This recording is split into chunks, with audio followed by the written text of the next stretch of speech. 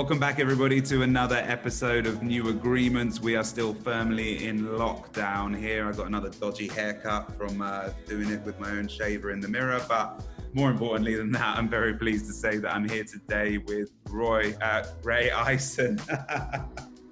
I'm really fumbling my words this morning, but there we go. Thank you so much for joining me all the way from Melbourne. Pleasure, David. Thank you for the invitation to have a conversation with you. No, I'm really chuffed that we get a chance to learn a bit from you. And the way I found you was I was on YouTube the other day listening to a live panel on systems thinking with you and a number of other sort of academics. I really enjoyed that panel. I thought it was a really thoughtful discussion about the world we're in. Also, I was particularly struck by your use of language, thinking not just about the environmental crisis that we're in as a topic, but the use of natural language, terms like ecology, and your use I've seen of a metaphor of thinking about governance in relationship to sailing, which I'd love to hear you explain a bit later. But these kinds of natural metaphors really jump off the page to me. And so we'll get on to that, but that led me to pump out an email and say, please, can you join me for an hour? We'd love to share some of your words and your thinking into our community. So I really appreciate you making time in your evening, whilst you should be drinking a wine, but instead you're talking with me. So I appreciate it. It's a pleasure. Thank you.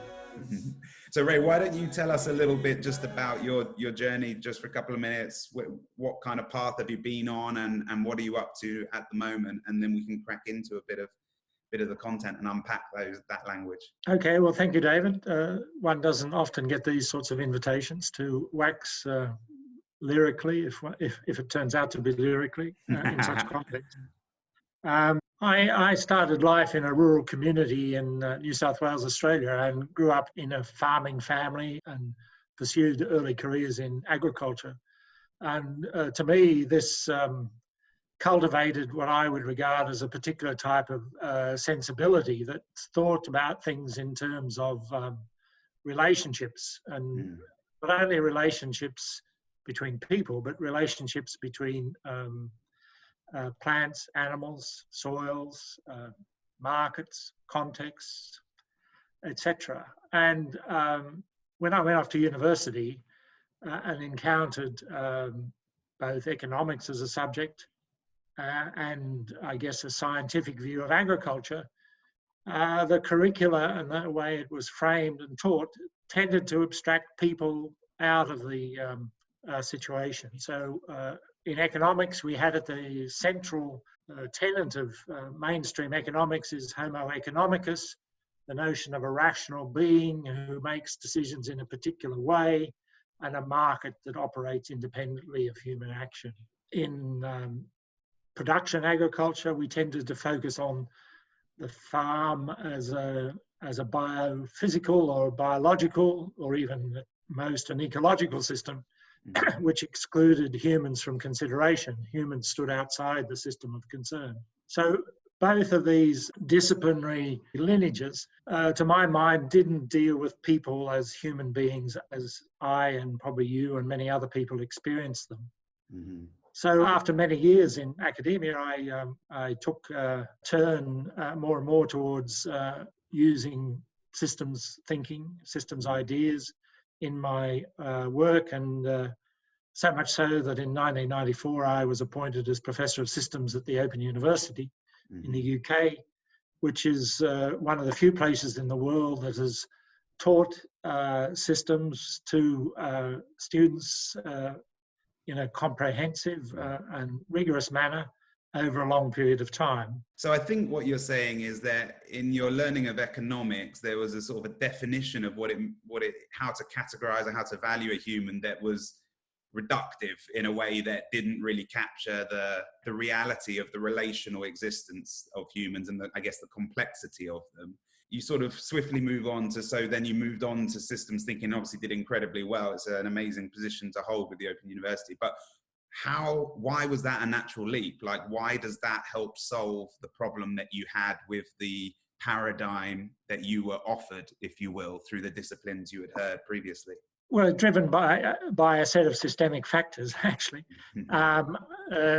In the early part of my career, I imagined that I would gain some employment in tropical agriculture as part of development or development studies. And I made many visits, in fact, to developing countries. In fact, I did the field work for my PhD in Bali, Indonesia. And anyone who's been to Bali in Indonesia will understand how agriculture is still enacted in a very systemic way, in that you have a strong history of institutions, spirituality, rituals in the human world, which couple with the way in which the biophysical world is managed and understood.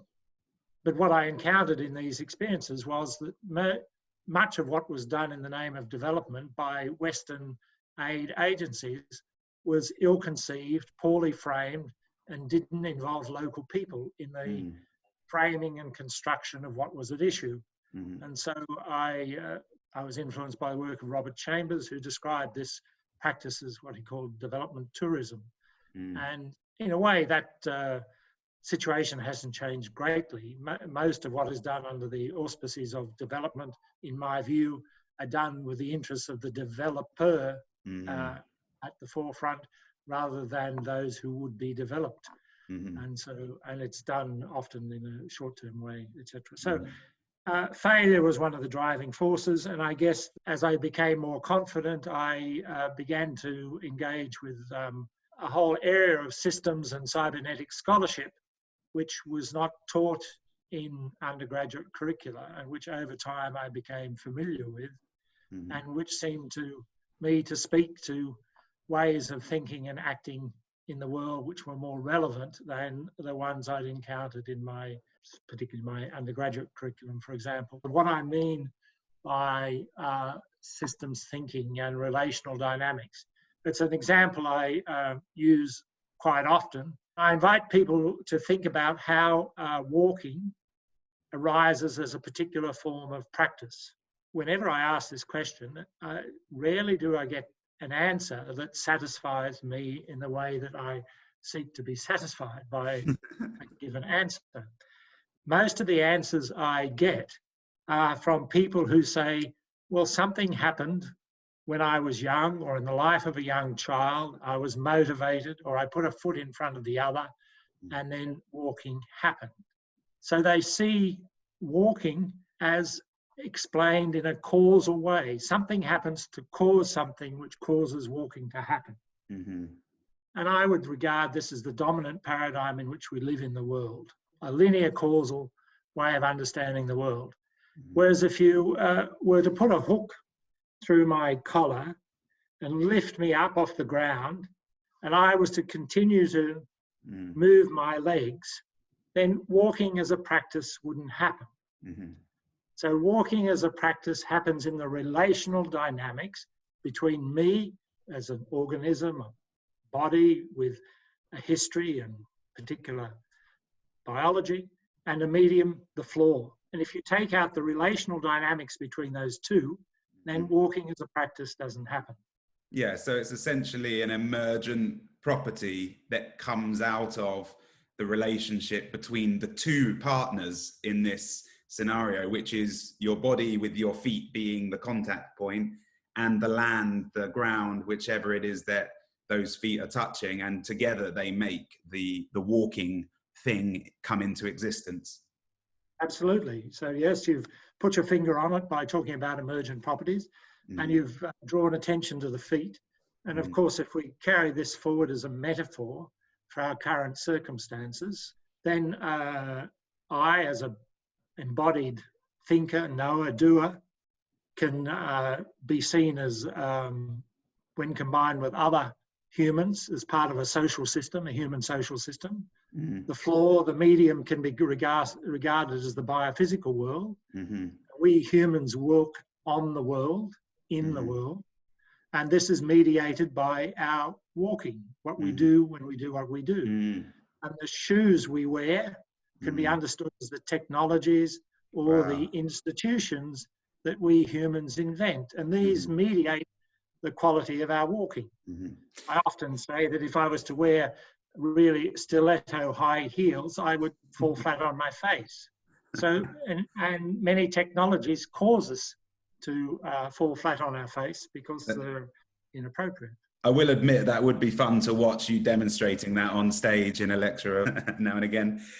So to draw us back to the paradigm you were offered in your original sort of undergrad studies, and then this move through seeing the failure in who the work was serving in development scenarios, now describing this beautiful metaphor of walking, how this notion of walking, this verbiage emerges from our relationship with our environment, whether individually or collectively. Is this metaphor of walking and the notion that that creates that relational understanding of the world, does that get at the heart of what systems thinking is, or is systems thinking something else? I need to offer just a couple of other explanations to get to an answer to that question.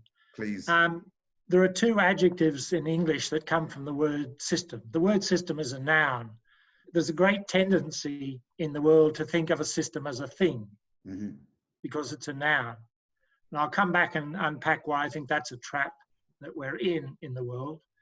But the two adjectives that come from the word system are systemic, thinking in terms of relationships and relational dynamics, and systematic, thinking in terms of step-by-step or causal relations. And I said with my walking example that I regarded the dominant paradigm as the systematic.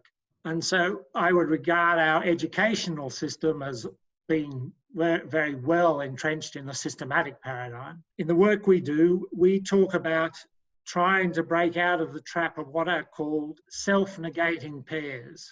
So whenever we talk about mind and body as a pair, then mind tends to dominate, body doesn't. It's a self-negating, what's called dualism. What does negating mean? Let's say in research practice, people will often accuse you of being, you're providing a subjective explanation. You need to be objective. When someone says that, they're putting you down. They're negating one tail with the other one. I see.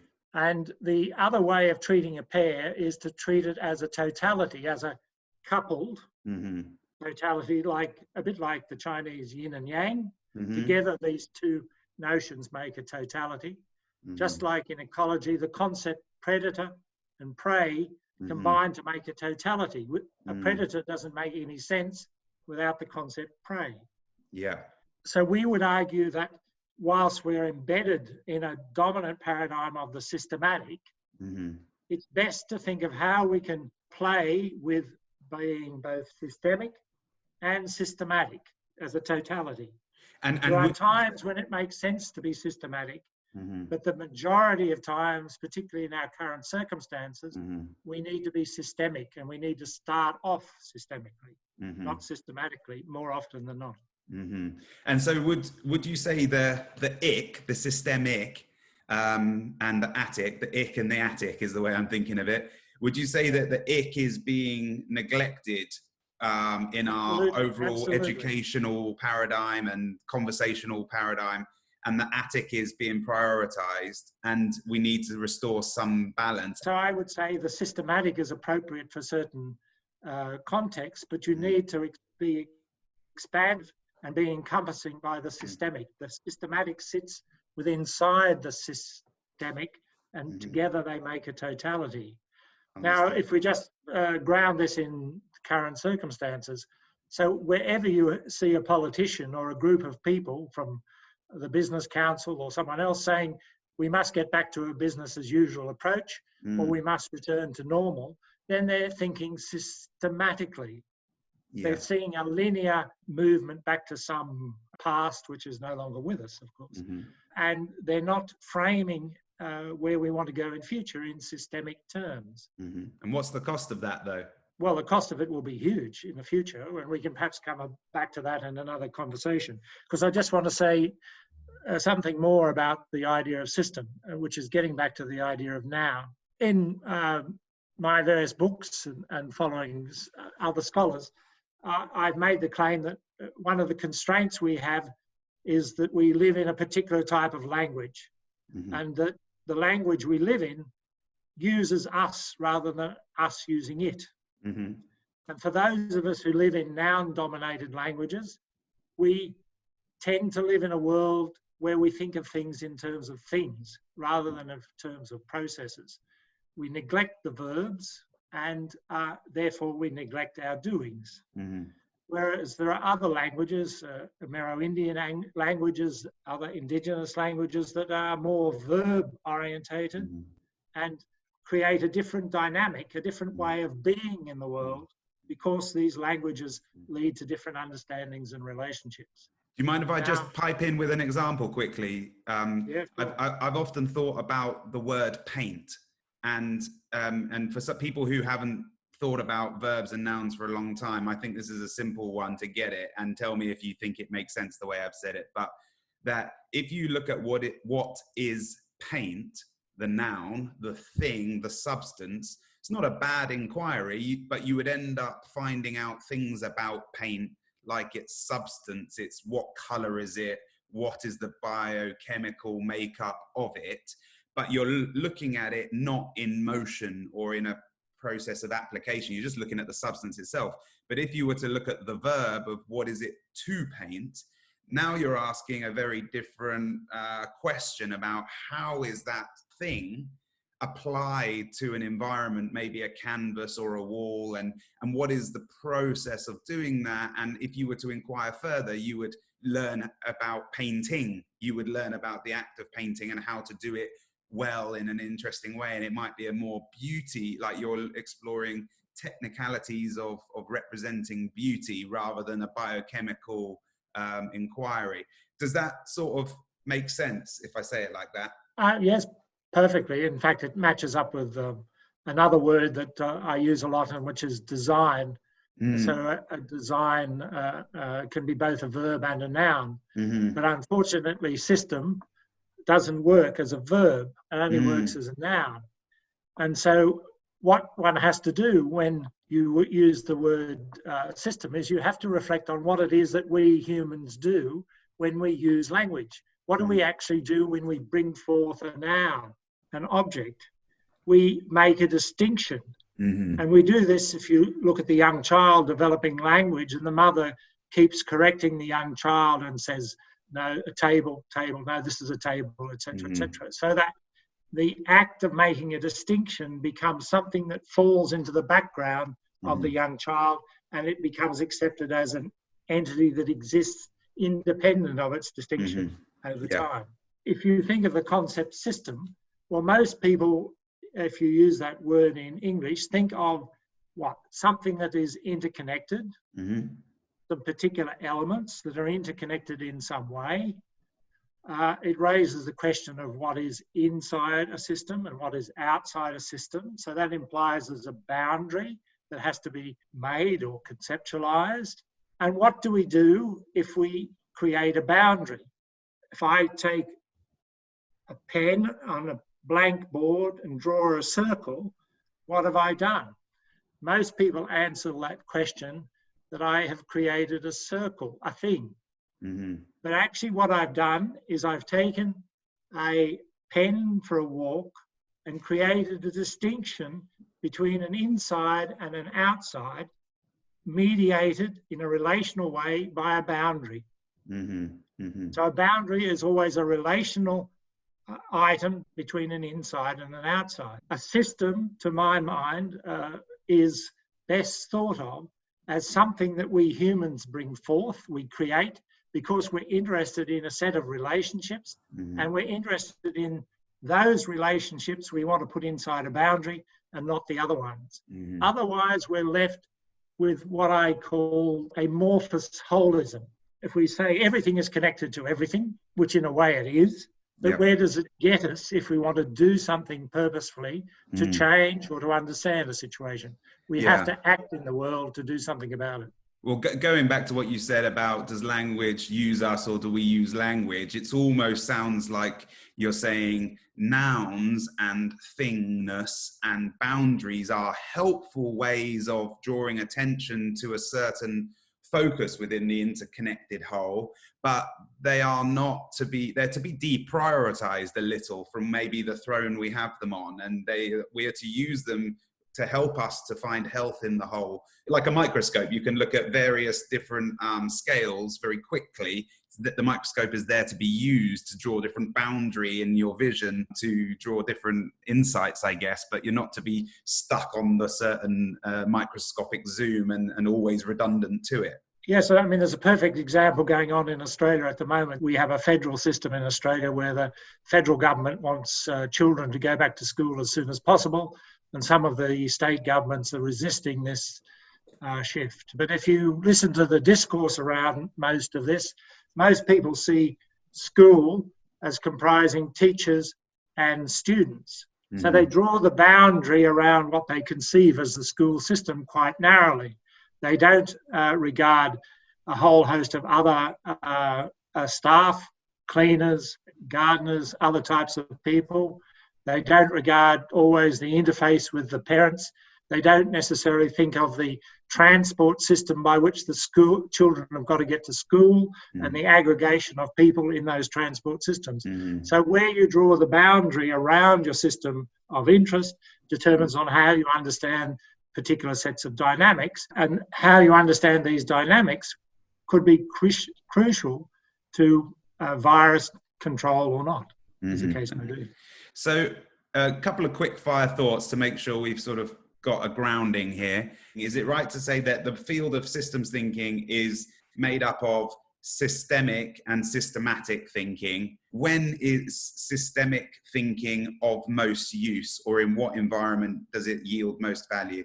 If we now acknowledge that we humans are a force of nature, changing whole Earth dynamics through what people might call the Anthropocene, then we are playing havoc with the relational dynamics between us and the rest of the biosphere. And unless we think and act systemically in relation to that, then our relationship will break down. And I think there's an important point here, perhaps as an aside, but actually quite a central idea. And that is that our current circumstances are not about saving the Earth. Our current imperative is to save our relational dynamics with the Earth. It's the quality of our ongoing relationship with the biosphere that is at question. Quite frankly, as a species, we could go extinct. Many species have gone extinct in the past. The biosphere will continue.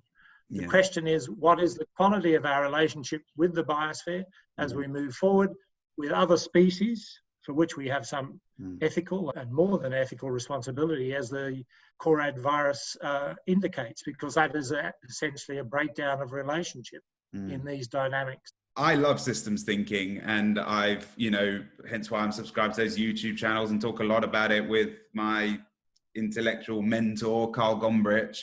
And so I'm a big fan, but I can't help but thinking that the very nature of the word system is kind of its biggest barrier in getting people to understand the value of it, because it's such a conceptual word, so divorced from the reality in which you're trying to sort of use it to save the environment that's habitable for us, at least. I think that is possibly, it's one of the biggest challenges. And I guess that's a question for you, really. Like, if systems thinking is of such critical value to us, and developing this systemic thinking, particularly at the moment, is of such value to us, why do you think it's had such a barrier in taking root in our thoughtful institutions, in our universities and similar organizations over the last, I guess, 40, 50 years since it's been knocking around? Well, that's a fairly big question, David. It could take us the rest of the conversation. As I said before, we've been educating people in systems at the Open University for 50 years. In fact, this is our 50th anniversary in 2021 of providing systems education. Our experience of people who come to study our programs is that roughly a third of our mature age students encounter the materials we provide, the experiences we provide, and they say something like, thank heavens there are concepts and ideas that make sense of how I feel and experience the world. they experience our materials as a great relief that Yeah. the world they inhabit, it doesn't have to be the way they experience it through work and education. For another 30% of students, they have what we might call an aha moment. They begin to realize that they can think about their own thinking, and to think systemically is one of those ways of thinking about the world. And there's perhaps another third of these students who get frightened or cross because it challenges who they are and how they engage with the world or how they've been successful in the world. So that's led me to postulate, I guess, that we humans are born, I would contend, as part of our evolutionary trajectory with what I call a systemic sensibility. Biologically, we're born into relationship. Language development is relational.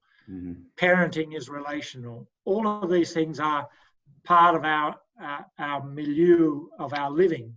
But as we enter into societies that are structured in particular ways, and particularly in the Western world and in the Western intellectual tradition, the systemic sensibilities move more and more towards a systematic sensibility. We lose the systemic relational dynamics. And as a side, if you want to understand cultures where systemic sensibility was institutionalized, then a great place to visit is the Museum of the American Indian in Washington, D.C., where you encounter many indigenous societies who had what I would regard as a systemic sensibility as part of who they were. We've become seduced in the particular form of capitalism that pervades at the moment with a particular way of thinking in systematic causality terms, and we've lost sight of systemic dynamics. I mean, the governance response to the pandemic is a classic case. I mean, it's not as if we didn't know in advance that a pandemic was likely to emerge. We understand the systemic dynamics of the possibility of an emergence of a pandemic, but our governance systems, the politics of the day, the power of decision-making, brush those all aside, and we are in the position we're in. And so the great challenge, of course, is to make sure that as we move forward, we recover something of our systemic sensibility at this particularly important moment. In our book, I characterise as the great intersection of the 21st century. And before we come on to sort of the practical application in the world that we're in now, just as a practical point for anybody that's been interested in this sort of systems thinking, where would be the next best step for someone to take out of this podcast to get the next, not too deep, but just the next level of detail on thinking about some of this stuff? So the Open University has produced a lot of materials. We have a platform at the Open University called Open Learn, which has a lot of free resources and materials which anyone can engage with and look at to get a sense of what this is. And I might say that, which comes back to another point in our earlier conversation and touches on your pertinent point about the trap of the word system. I mean, we very deliberately, to try and avoid that trap, rebranded, if you like, our programs at the Open University in terms of what we call systems thinking in practice. It's not about systems out there in the world. It's about how you as a practitioner use systems thinking in your practice to transform the world around you. Oh, that's perfect. And I personally have had the experience that you're describing about your students that come and join the course, that find a home. I didn't even know I was missing it, but I definitely found kind of an intellectual home and great comfort in realizing that there's a reason why I felt so uncomfortable with so much of the theology, philosophy, institutional, organizational representations that have been offered to me, because they're just starting from a different footing. And I felt that feeling again when I heard you on that panel, when I heard the way you were describing some of your metaphors and stories, and again today. So I am very appreciative that this exists. And one of my critiques, I guess, of Carl's great course that I participated in and even lectured on a couple of times is that it's quite elitist. It's a small group of top students that get to access it. And I'm really pleased to know that there's this sort of open learn platform that people can, from this podcast, go and have a look at and start taking a couple of steps in that direction to sort of transform their own worldview, which might lead to better results in the systems in which they operate as well. I guess moving into the territory of your new book, we're particularly interested in experimenting governance and in new agreements. The whole sense of the podcast is, if we were starting from scratch, not that we should, but if we were, what kind of new agreements should we have in society? But just to kick us off on the governance note, would you tell us about your sailing boat? Because I found that to be a very powerful story. And I might just foreshadow a question that I'll ask you, and that is around the concept of agreements. And I'm interested to know what theories of change you have sitting under the rubric of an agreement. Well, to do that, you don't have to answer it now. We can come back to it in a minute. Well, okay, let's come back to it then. That sounds fun. Thank you. The first point to make is that governance is different to government. Mm-hmm. Governance and governing as a verb are the two things I'm most interested in.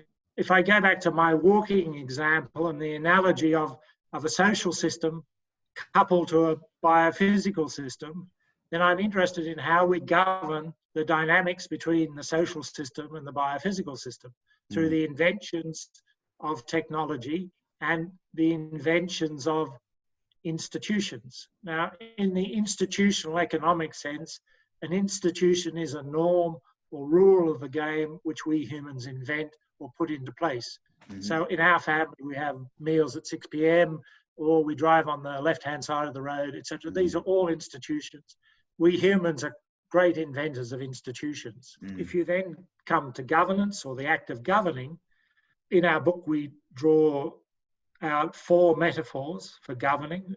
One of them is to do with sailing, which has its roots in the Greek verb kaibenao, meaning to steer, as in someone steering or pulling a rudder on a sailing boat, from which the concept of government actually arose, going back to the Greek. And if you understand sailing, at least in metaphorical terms, if not in real terms, you have someone who's moving a rudder. Why do they move the rudder in particular ways? Well, they're interpreting and responding to feedback from the biophysical world, which is the wind direction, and from the currents and the way in which the currents are moving, and they're moving the rudder in relation to that. But it's not only in relation to the biophysical world, they're moving it in relation to the social world, which might be the rules of the game. Is it a sailing race and I want to win? Is it that I want to get to Cairo across the Mediterranean from Greece, or Alexandria? So there are social rules that guide us. It's not only the interplay between these feedback mechanisms, but we have mediating objects. We have mediating by the boat and its design and therefore technology. So our journey is governed by the design of a particular technology and by the design of the rules. We could have rules that are not very well set for the particular circumstances. And then I guess if we play with the metaphor a little bit more, we can ask, well, who's actually pulling on the rudder? Who has the power to chart the course? And we imagine in the governance systems that we inhabit at the moment that it's either the central party in a communist state or it's a elected government who somehow steer the rudder in relation to our ticking a box once every 3, 4, 5 years or something. Yeah, and I love that because it starts with a recognition that any action we take is subject to the environment we find ourselves in. And the way I often think about what you're describing in terms of the course we're trying to go on or the place we're trying to get to or the race we're trying to win, it's just like our goals in the constraints of the environment we find ourselves in. How do we both survive and hopefully get towards our goals, or as you said, purpose? And the problem, if we don't start with understanding the wind and the biosphere, is that if we're given the freedom to do so, we might not take into account the fact that we're in a environment that has significant constraints, and we are doing our very best at the moment to break them and to overuse them. So I guess my question is, if what we think of as government is just a current institutional representation, however good or bad it is, of this bigger thing really of governance that is everywhere in every system, how good a job do you think our current representation of government is in terms of governing or doing good governance in the world we find ourselves in? And if not doing a great job, how do you think we should be transforming our understanding of governance to breed new expressions that are more helpful? Thanks for the question, David. Just before I go on, I just want to pick up on a couple of things you just said, because I think they deserve at least another perspective. I would never equate the concept goal with purpose. And one of the things that I and a number of other systems scholars, but not all of them, reject is the idea that we humans are goal-seeking or goal-pursuing individuals, because a goal implies that you can predetermine where you want to be, rather than to espouse a purpose and to undertake a journey in which what you do unfolds as you do it. Goals can often get conflated with the idea of targets, and targets can actually be very dangerous things to pursue. Just to say, I do agree with you, and I have created postcards where I literally write on them that life is not a game, which pertains to the same paradigm. It is a process. But I guess in my likening it to the term goal, I reserve the ultimate human right to say that I have no goal other than to be present and to engage with the wind in this moment. I reject as a human that I'm sailing a boat race or attempting to get to somewhere. That's part of my humanness, is to say I'm not playing a game. Okay, that's fine. That's fine. With that clarification, let's move on. Well, in our book, which is called The Hidden Power of Systems Thinking, Governance in a Climate Emergency, we would argue that most of our governance systems, our contemporary governance systems, are no longer fit for purpose. But first of all, you've got to begin to develop a way of talking about governance as a system. And I was thinking about what I might say tonight in preparation, and I wanted to invite listeners to think of the idea of a Russian doll set, of dolls inside a particular dolls. And if you think of a set of 5 Russian dolls, putting them on a table, and you have one Russian doll which we'll call the state. And inside the state, there are other dolls, which might be the executive, it might be the army, it might be the police, it might be the intelligence service. There are a whole set of things that sit inside the state. Another Russian doll set is the judiciary or the law. And you have both the legal system as it is written, courts, all of those things going on. Historically, we've always seen the relationship between the law and the executive and the parliament as one of the key dynamics of democratic systems of governance. But we would argue that the governance system is more complex than that. So it's more than the state, it's more than the law. It includes the private sector. And particularly if you think of the private sector as it's constructed now, because many multinational companies are more powerful than 70% of nation states. Mm-hmm. So in the face of that power and that wealth, nation states are themselves very weak. Mm-hmm. And then you have civil society as another Russian doll cluster. So this is everything from parents' associations, NGOs, other local initiatives, etc., and a whole set of informal and formal groups that we people in society create because we want to get something done, which are both good and bad types of things, of course. Mm-hmm. And the 5th cluster of Russian dolls we'll call the media. These 5 clusters, we would argue, and we give evidence in our book, is that each of those clusters is not working in and of themselves. And what's more, the relations between them are not working. And the relations between them are creating a whole set of unintended consequences. Mm-hmm. And one of the unintended consequences is what we call in the book preferential lobbying. Mm-hmm. So the ability for the state and in some societies, the law, to be lobbied by powerful interests and have their interests override the interests of us as citizens. Mm-hmm. We see that in all societies. It manifests itself in particular ways. I've done work in South Africa, and the phrase used there is the idea of state capture, where the interests and assets of the state have been captured by vested interests, etc. Yeah. So what's the answer then? How do we get to a place where we do have a systemic understanding sufficient that the relations between these different parts of media, of law, of the executive and parliament and the civil society are functioning in a way that help lead us to a flourishing future? The first thing is that we need to recognise that all of these systems are inventions of we humans. So because they're inventions of our humans, their current status is not sacrosanct. We can change them, and we can invent things that are new. And people have done that in the past, whether it be in Australia or the US or the French Revolution. People have invented new sets of rules, new forms of governance. Some have come through peaceful change, some have come through violent change. If we want to change our system of governance, we've got to have a way of talking about it. And we've got to get back into a conversation about changing it. And we've got to accept that it's no longer fit for purpose. And it's no longer fit for purpose because the key elements of it are no longer sufficient for our circumstances.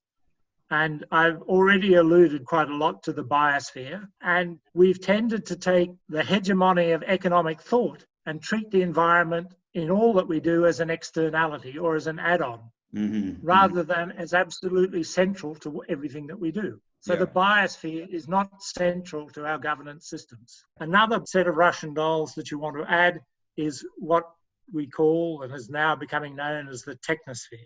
The technosphere is all that stuff we humans have invented and put on the earth in the time that we have been there. And it runs to trillions and trillions of tons of stuff.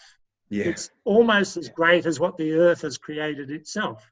Whether it's cement, roads, buildings. And we have developed a society for ourselves which allows laissez-faire capitalism to determine what technologies we have. We have never been able to bring the technosphere into the realm of social purpose and framing of where investment is appropriate, what the purpose of technology is, and how it aligns with where we humans want to be. So we've got to add the technosphere and its governance, regulation, all of these sorts of things as another central node in our governance system. And the final node is what we call social purpose. The arbiter of social purpose has often been seen as the state. So there's been a lot of interest in certain societies in Britain and other places in processes of deliberation, citizen engagement, citizens' juries, these sorts of things. There's a classic case of what happened in Ireland as a precursor to the referendum about abortion there, and what didn't happen in Britain as a precursor to the Brexit referendum. I would contend that wherever you have major issues of tremendous complexity and uncertainty, because we are in a period new to human history. We've never, ever been in a period where we know that we are a force of nature changing whole earth dynamics. So everything we have done to this date has to be up for critical scrutiny into the future. And the only way I think we can deal with things like climate change is to have new institutions of social purpose, whether these are long-term deliberative forums, constitutional committees that meet and arbitrate over periods of time about what the Constitution should say about us. Is this what XR calls citizens' assemblies, or Extinction Rebellion calls citizens' assemblies? Yeah, citizens' assemblies are a particular device or a particular institutional form, but most people in Britain, where they talk about institutional citizen assemblies, don't think about it in terms of how it's embedded in a governance system. Holding a citizens' assembly, unless you can guarantee the outcomes will make a difference in the governance system, is a waste of time, in my view. Yes, yes. So to go back to our painting and canvas analogy for a second, again, always at risk of being too reductive for the sake of making sure that something's, engraved in someone's mind. Is it a bit like we have believed that we are painting our systems of mankind, of our governments, and of our media, etc., onto a blank canvas? And essentially, what you're saying is actually embedded into the very fabric of the canvas, the beginning of anything we choose to paint or continue to perpetuate from the past, is we are drawing those onto a canvas embedded with the ecosphere, the technosphere, and some sort of requirement or some kind of need to engage in discourse and in kind of a collective feedback mechanism like the wind. Those are the three kind of starting points, actually. And if we are to draw any systems on top of that, we know that we should know that we're drawing on top of them and essentially playing into that canvas, if you will. Well, thank you, David. It's not a description I probably would have said myself, but it's a very apt description of what our book's about. So, yes. Oh, cool. Well, good. And I look forward to reading it. And on that note, who is the book good for? How would you describe the person that has been waiting to read this book, if you will? Well, I think anyone who's concerned about the future, who thinks, who feels very apprehensive about where we are at the moment, and thinks that things can't go on as they are. But there are many people who think that, but think that also that it's just a matter of improving what we've got, or going back to where we were and making it better. And I think this is absolutely the wrong direction. And there's distinctions we make in the book between what we call first order change, which is making the current system more effective, and second order change, which is about changing the whole system and learning our way into new futures. Yes. And okay, brilliant. Well, I look forward to obviously recommending it to everybody who's listening to this and putting the link in below where people can get hold of it. Final question before I ask you to sort of have a go at what a new agreement could look like then. Are you personally in the business, if you will, of just trying to get our understanding of the canvas and what we may draw on the canvas seen in a new light?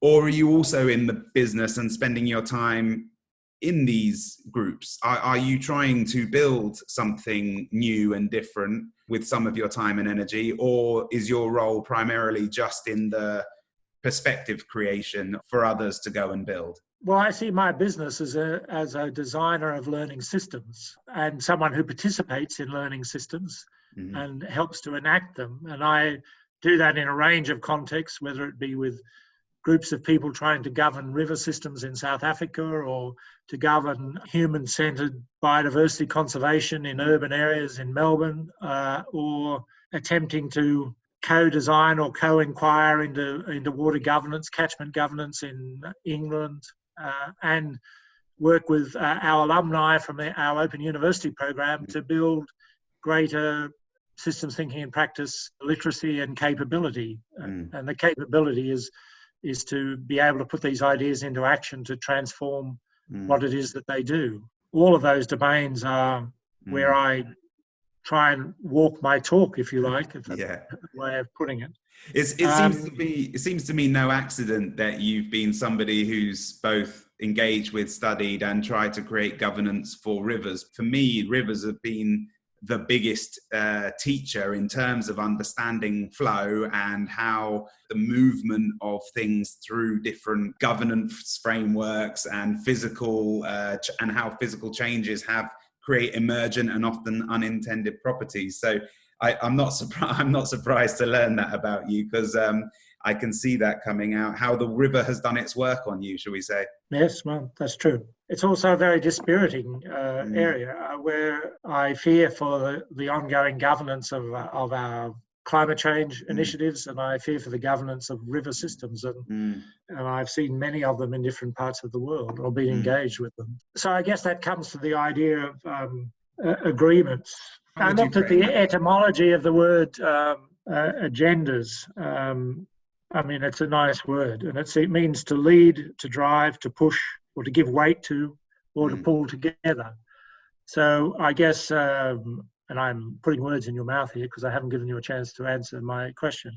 You're seeking to generate agendas that may pull things together in ways that motivate or inspire some of us to action. And I'm probably not going to have time to deal with all of the elements of the agenda. But in our book, the second last chapter, we pull out 26 principles for moving towards what we call systemic governance.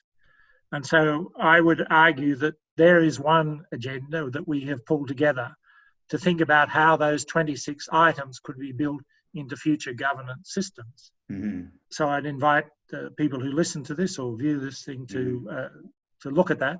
I wrote an earlier book called Systems Practice, How to Act, which is built around the idea of juggling as an isophor for how you do systems practice, the relational dynamics of being systemic. In the final pages of that book, I list an agenda, if you like, to invest and to expand our capability in systems thinking and practice, to recover our systemic sensibility and to build a more systems literate community. So you've moved swiftly from the word agreement to the word agenda, which is interesting. I think if you would like to hear what my answer is, then I'm happy to give it briefly. Good, please. Well, I think, like yourself, I find my work on multiple layers. So from practically putting my hands in the dirt, planting trees, etc., all the way through to trying to think at a basic fundamental level. And my area of inquiry has been into the nature of our philosophy of intelligence and trying to break it out of its anthropocentric walls to help us understand things in an interdisciplinary way, and to do with how systems flow, basically. And so the word intelligence comes from intelligere, which means to choose between. And my primary feeling is that unless we have options in front of us, it is very difficult to choose between. And so for me, I guess part of my work in its fundamental sense is, in essence, to like come up with an imagination, to help brew an imagination that allows people to choose from different options rather than to feel clouded that there's only really one way. And I think you may have alluded to that, in some of the first things that one has to do is to sort of realize that these current institutions are simply crystallized manifestations of previous human work. And I think this corona, although apart from the tragedy of all the death and all of the job loss and stuff, which we will suffer, which is horrific, the upside societally, I think, is that we can't help but see that absolute societal change can happen if we have the will to do so. And we've had the will because of the threat to our survival. On a basic level, my agenda, to use your word, is to create options in people's minds so that they feel there is a choice in the ideas that they subscribe to. On a more practical level, a little bit further up the tree, I am trying to scrap together new examples of how small communities with a global mindset and with thinking about the whole of our biosphere in mind, but acting it with 10 or 100 people. So I am doing that as well. And so when I ask the question, sort of, what is the new agreement you're proposing? I guess I'm saying, really to you and everybody else that comes on this show, I'm sort of saying, well, what is the thing that all of your work leads you to think would help us find human flourishing in the biosphere we find ourselves in, with the canvas which already has some prerequisites on it? What shall we paint with the time that we have? For both ends of the spectrum. One, to help create options for others so that they feel there is options. And two, it might encourage me and my small group to include some of those thoughts, like, for example, reading your 26 points, I think you said at the end of this book, to see what that might help us to think about and potentially do in our small experiment on all of this. So I don't know if that makes where I'm coming from. No, I mean, thank you. I think that's a very appropriate strategy to pursue, and I wish you well on it. As you speak, I was reminded of the work of Gregory Bateson, who has influenced my own thinking quite a lot, and his famous aphorism, which is about the difference that makes a difference. And that influences my own work, and I think is key to thinking systemically. I mean, it is about how do you surface differences that make a difference, and how do you encounter that. And I'd want to make the point here that our book is not a blueprint for a way forward. It's a set of heuristics for exploring in different contexts differences that could make a difference. I love it. I love it. So practically, I'll put the link in below wherever the best place is for people to get this. People can also go to the Open University, the Open Learn platform. And what's the best way to get hold of you if people are looking to get hold of you? If they look for me online at the Open University, they'll find an email address or other means to contact me. Perfect. And before I give my thanks and wind us up here, is there anything else that you would like to share with the group listening that I haven't been thoughtful enough to ask you about?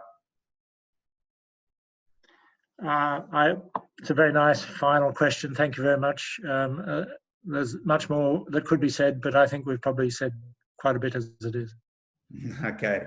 Well, I appreciate your time, and I may have said that this would be an hour, and if so, then I apologize that we're an hour and 15 in, but it's been incredibly helpful for me in my learning, get clarity on the difference between systemic and systematic, to think about how that maps into the canvas and the painting that we are currently in, as every generation does, form and reform society and the institutions that support it. I think incredibly helpful as a foundational footing really for a lot of these new agreements conversations. So I would encourage anybody who's interested in following the journey of these new agreements podcasts to have a look at Ray's work in whatever format suits your learning best, and so that you have a stronger kind of framing and a canvas, shall we say, within which to look at the other conversations that we have.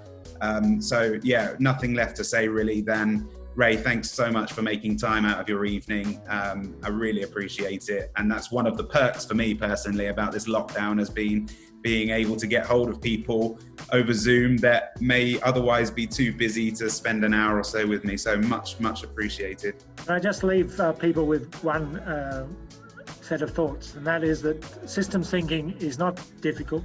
Many of you will find that you're actually already systems thinkers, but you may not know it. And so I'd encourage you to explore it. And there's material in our book which help you explore these matters. Oh, that's fantastic. Thank you so much, Ray. And hopefully we can be in touch at another time as well. Good. All right. Thank you. All the best.